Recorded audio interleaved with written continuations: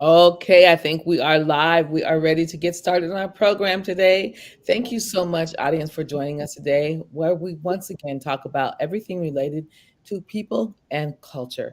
I'm Michelle Beauchamp. The name of our program is Discover and Celebrate Our Uniqueness, and we have a lot of things to talk about today. So I'm so glad you joined us today. And what we want to do is we want to make sure we invite you to put in the comments where are you from and put your name so we can welcome you. And again, we're so delighted to have you here today. And I want to tell you that we have to cut our program short today because I have been sick and I have a doctor's appointment at 11:40 and I could not get it changed. So there we go. We have to get it cut short today. But I'm so glad you joined us today, and be sure and chime in and let us know that you're here. And what I want to do too is I want to welcome our special guest speakers. We have Lillian Sy and we have Rebecca Beam. And we were supposed to have John Marble, who is sick today as well. And so I said, John, if you're out there watching us, I'm hoping you're feeling better today. If you have what I have, it's not good. So I'm sorry that you're not feeling good today. And hopefully, you're feeling better. And to our audience, we're really glad that you're here today. And so let me first let our guests welcome themselves and introduce themselves and who they are. Lillian, I see you first. So why don't you tell us who you are and what it is you do? Great. Thank you so much, Rebecca, and good morning. Good morning if you're on the West Coast to everybody. I was born and raised in Malaysia on the island of Borneo and subsequently spent 25 years in the tech industry working globally, after which I started my company, SciComms, about 21 years ago, and I've been working ever since in intercultural communications, diversity, equity, inclusion, and belonging. I'm a coach, consultant, facilitator, and also do a lot of training. Yeah, you do. You've been busy last week. I remember you were doing a lot of training. So thank you so much. We're really happy that you're here today too. And I see we have Barry here. Thank you, Barry, for joining us, and also Paul Meyer from St. Louis, seeking employment, 16 years DEI experience. So welcome, welcome, welcome. For thank you for joining us. Thank you for joining us. And so Rebecca, introduce yourself. Thank you, Michelle. Thank you for having me here today. I'm Rebecca Beam. I'm the founder and CEO of Zavicon. And Zavicon is an employment agency and a consulting firm that focuses on placing individuals with disabilities and those who are neurodivergent in career-oriented employment. And we do it in a supported manner. We also work with companies to add this type of hiring to their diversity, equity, and inclusion efforts. Thank you Okay. for having me. Yeah, thank you. So as you can see, guests and audience, you are going to be in for a treat. So I'm going to start off with this, and that is that there are many diversity dimensions. We know that. There is race, right? And here's the thing that's really bothersome to me now too, is that diversity is now seen as a word that people don't want to say. Like it's a bad word. And diversity is beautiful because it makes up all of the best of us. But it is interesting that there is so much opposition now to the word diversity.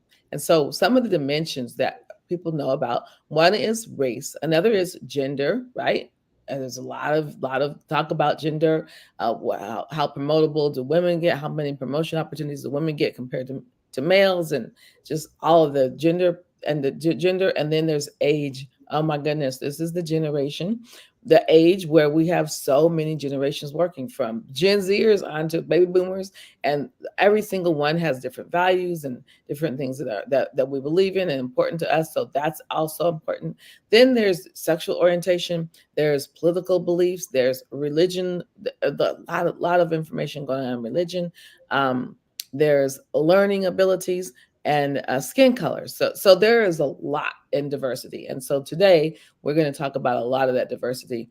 I see a couple more comments here. So Barbara Ann is here. Thank you, Barbara Ann, for coming and joining us. And then Vacaville, California. We've got New Jersey and Vacaville. So we've got all around, all around. So thank you all for coming, and so happy to have you all here today. And so in terms of diversity dimensions, that's the gist of it. Now today we're going to talk about something that some people might not be as familiar with, but we want to talk about diversity overall in the workplace. And Rebecca, I'm going to come to you first, and tell us, why is it, I mean, we know why, but let's hear from you and what you hear from employers. Why is diversity in the workplace even a subject, and why should we continue to say it? That's a great question, Michelle. And we all, I mean, experts know, the studies have shown that the more diverse your teams are, the more productive, the more problem solving occurs, the more innovative, the more creative. And so, one of the areas that we focus on is disability and neurodiversity, and it's oftentimes overlooked in the workplace, although it crosses over all demographics. So our focus is adding disability and neurodiversity into workplaces and raising the awareness that companies, not only from a social aspect, but also from an economic aspect, should open their doors to these communities. Yeah. And so what have you done to adapt is kind of the next question I want to ask you about. So open the doors, right? We want companies to open their hearts, we want them to open their minds, and we want them to open the doors so that they can invite people to the table. And it sounds like what you said and what I read over and over and over again is that companies who promote diversity are more profitable, the morale is higher. There are so many reasons why they should do that. But what your company then, Zavicon, started so that you could help increase the ability for people with different abilities to get invited into the doors that are going to be open. So tell us more about what it is you do. And I know you just did a really big event, which you're excited about. So what was that event? And what have you done to adapt? And how are you seeing employers starting to embrace what you're trying to tell them? Great question. So there's a lot there to unpack, but one of the things is, this kind of movement started, I would say, around 2013, where companies started to pay attention to individuals on the autism spectrum, understanding that they think differently, they can come in and help solve differently. But a lot of it, we're just focused on tech, and that, autistic individuals are great in tech. When you say, what have I done to adapt? Well, I opened the doors of Zavicon because I really felt it was important to look at all the skills that are out there and not just pigeonhole individuals who are autistic into tech, because they have skills in all different areas. And then I also wanted to be inclusive of all neurodiversity diagnosis and also all disability. And what I was pleasantly surprised with at Zavicon, I would say 85% of our job seekers are neurodivergent. And of those, a solid 70% are on the autism spectrum. And when we opened our doors and decided to start working across the US in any type of skill set, we look at the human, we look at their abilities and their talents, and we help them navigate their way into meaningful employment using those skills and abilities. I was so pleasantly surprised to see how many individuals have diverse skills. It's not just tech. So we have individuals who love finance, who love marketing, who are very creative. And that was something that, again, so many creatives, animators, game designers, people who want to be in entertainment. So I was having a discussion one day with somebody I collaborate very closely with, and she too had noticed this and said, hey, wouldn't it be great if we tapped into the studios and the production houses and showed them how talented these individuals are and encouraged them to open their doors? So 2.5 years later, we had our first conference. We got a grant, and it was Autism and Entertainment. We had over 500 people register. We had over 80 companies come. Wow. Many of the large studios were there, ready to open their doors and attract talent. And so it was just an amazing event. And this just shows that, if you raise awareness and you open the door and you support the organizations to hire differently and to have inclusive practices, it's amazing what can happen. And because the unemployment rate is so high for these communities. So that is what we're trying to solve for. That is amazing. Congratulations. Thank you. Big congratulations. I know you were very excited about that. And it came to fruition. You had an idea and boom, you put it together and you got such good participation. That's awesome. It sounds like them, what you're saying. And on a side note, audience, I want to make sure to remind you to go on and put comments in and questions that you have as we're going through this conversation. But it sounds like you're saying, first, it was a pigeonhole that they thought that people who were neurodivergent were mostly in the technical area. And what you found out is it's not good to pigeonhole or stereotype, because that wasn't true. What was true is that there were many different talents that were available, and you're able to promote those talents now as a result of that. That is awesome. And so when I ask you, what are the employers thinking? It sounds like you got really good response. And does that mean that the employers are now going to be able to place people in positions now? That's correct. That's our hope, is that they will open their doors to more individuals who have different ways of thinking. And, there are definite supports that need to be put in place for many individuals who are neurodivergent. But the supports that we ask employers to put in place for neurodivergent individuals also help their entire team. Mm-hmm. So it's not like we're asking them to move a mountain to hire someone who thinks differently. We're asking them to just allow for someone who thinks differently.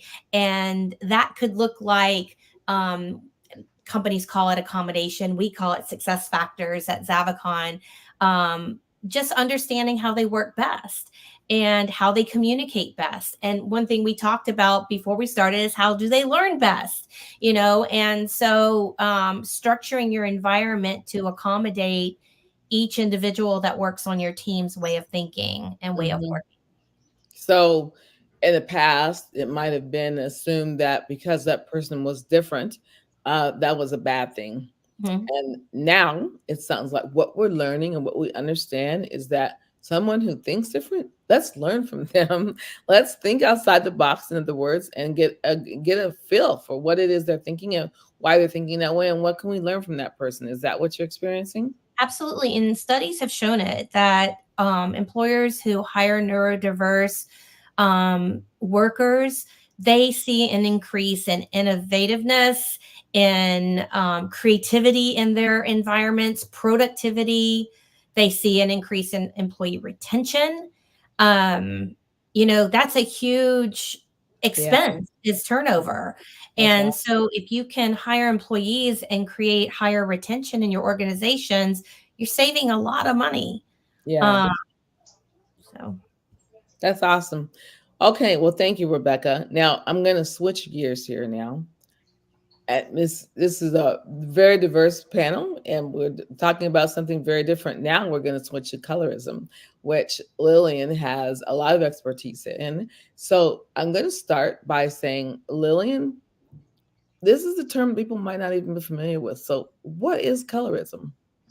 Thank you, Rebecca. Thank you, Michelle.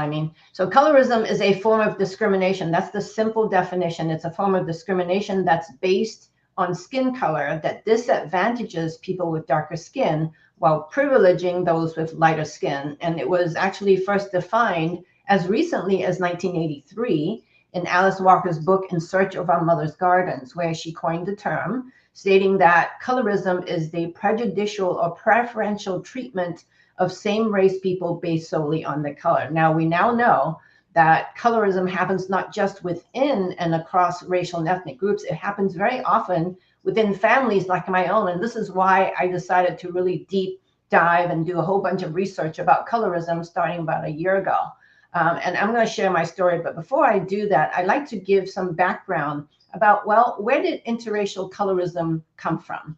Mm-hmm. So this actually was perpetuated by European colonists against indigenous and native people on continents such as Europe, Africa, Asia, in addition to North America, as a result of the social construction of race.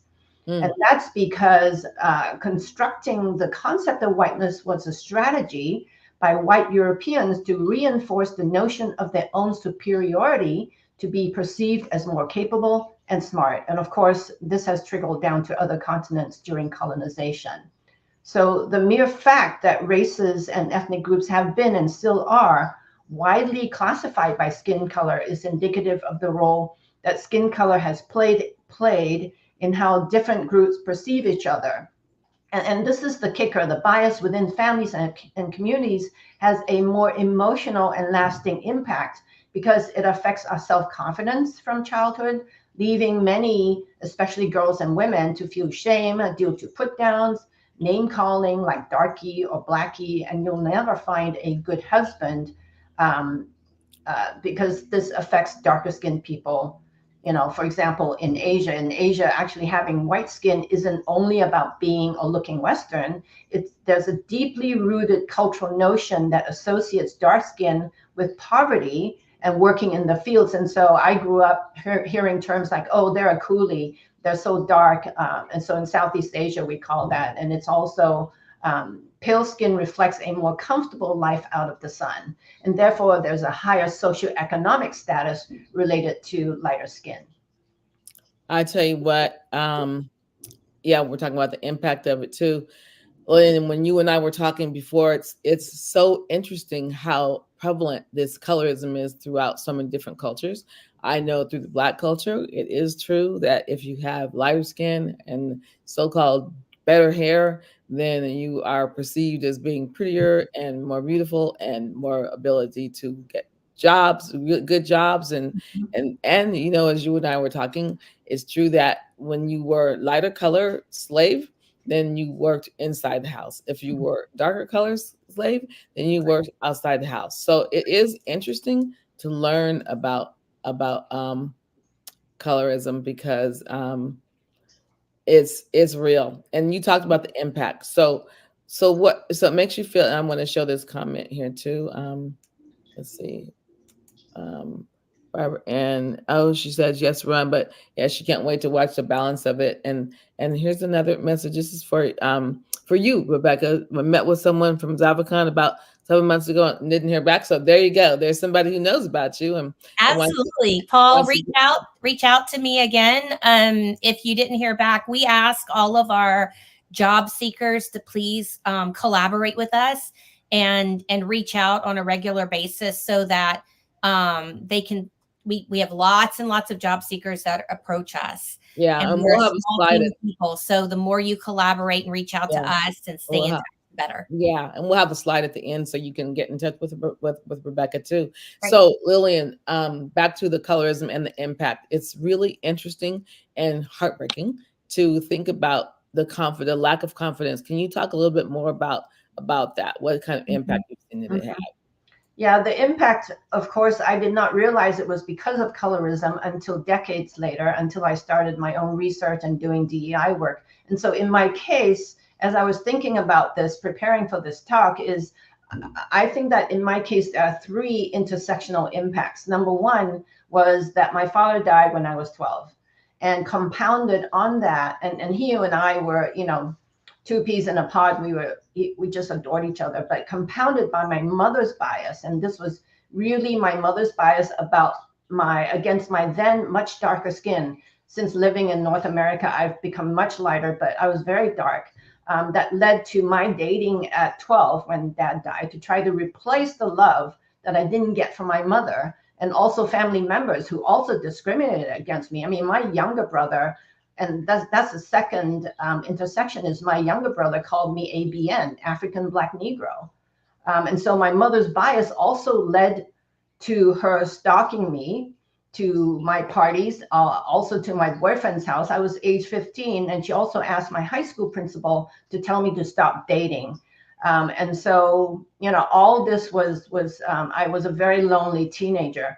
And the third intersection is that for decades, I believed I wasn't good enough, pretty enough, and therefore not smart enough to be sent to college. And my mother even had me work for a year to earn my own airfare to come to America, and also to work while I was going to school, whereas my brother got a free ride. He was finally an MD, And so I'm the only one in our family, and I'm sorry, I'm being vulnerable here, who doesn't have a 4-year college degree. So the good news, though, is that I channeled all this negativity into sports. From a very early age, I played everything with a racket: ping pong, badminton, table tennis, tennis. And also I was a star track and field.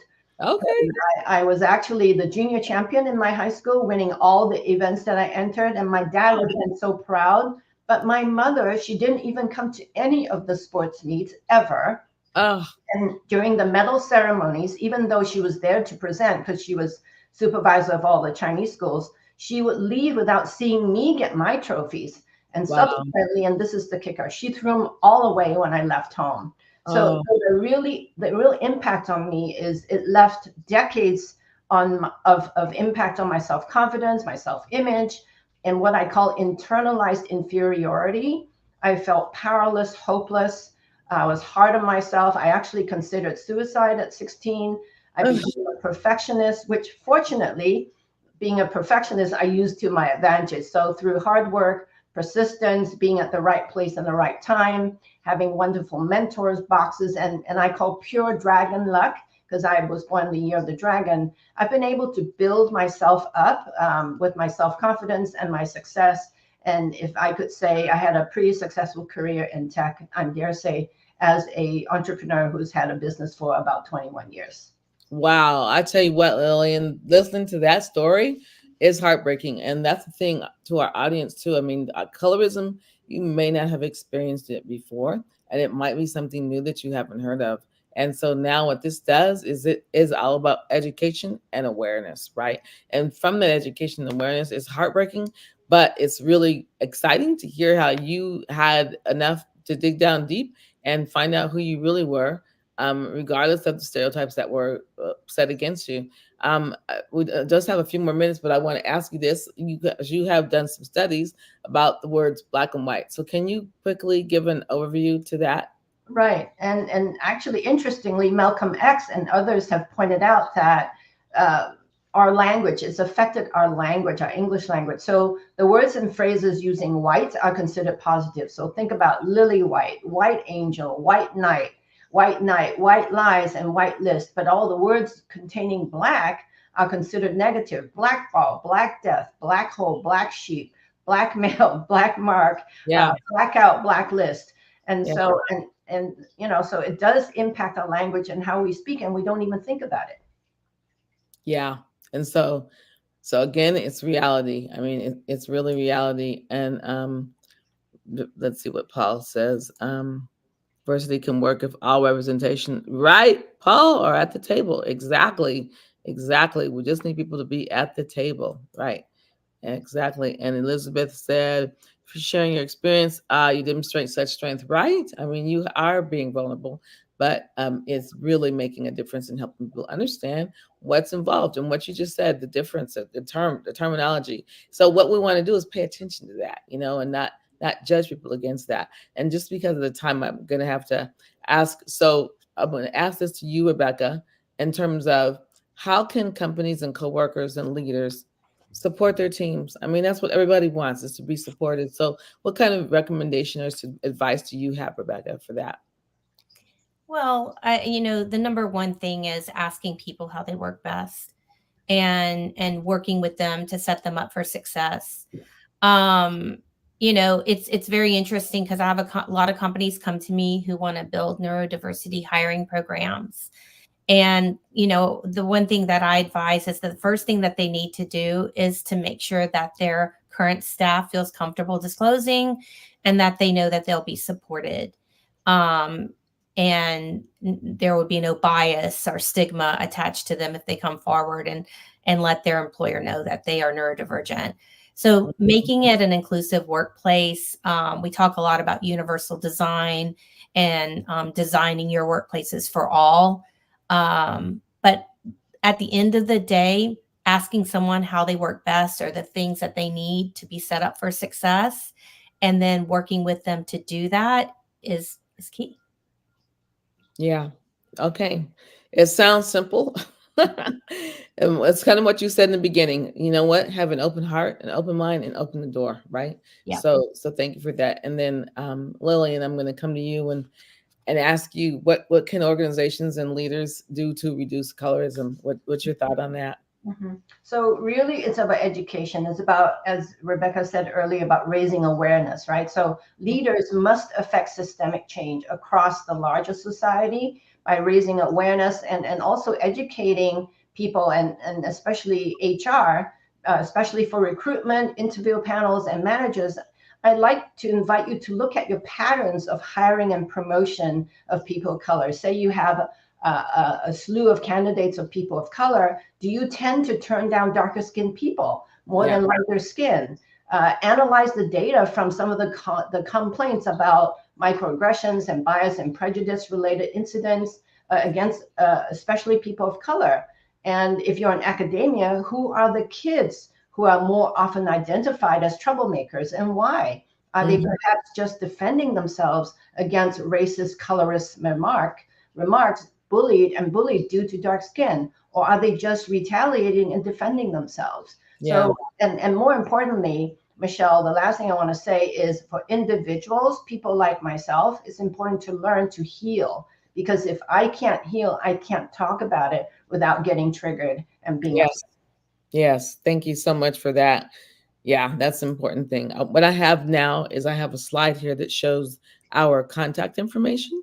So I want to encourage you, audience, let Paul make sure and take a picture of this, and you can get in touch with us. And John, again, we're sorry that John wasn't able to be here, but we do ask that you. We definitely want to invite you to come and get in touch with us and reach out to us if you have any thoughts or questions. Um, and with that, I'm gonna invite you to come again to another Champ Chat on May 16th, where in recognition of mental health awareness, we're going to talk about mental health abilities. So with that, I'll put this slide up again, and I want to thank our audience for coming. And let me see what Paul said. Um, Worked with 8 inclusive hiring, interviewing, currently looking for work, and recently. Okay. Sigh. Okay. All right. All right, Paul. Thank you so much. Yeah. So we need for the employers and the leaders and the coworkers to all be aware. And what I think is that in this less than 30 minutes, we have really educated and helped you become more aware of things that you might not have known about.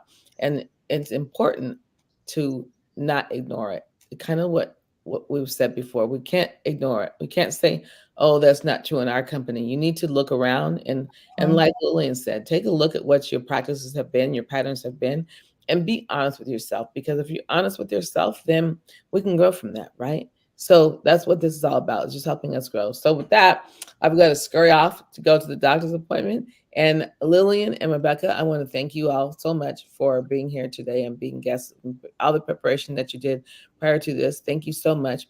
And to our audience, we want to thank you so much for joining us today, and just really appreciate the support that you give on a monthly basis, and hope that once again this has been helpful for you to learn and to grow. And thank you so much. And with that, I will end the call. Thank you.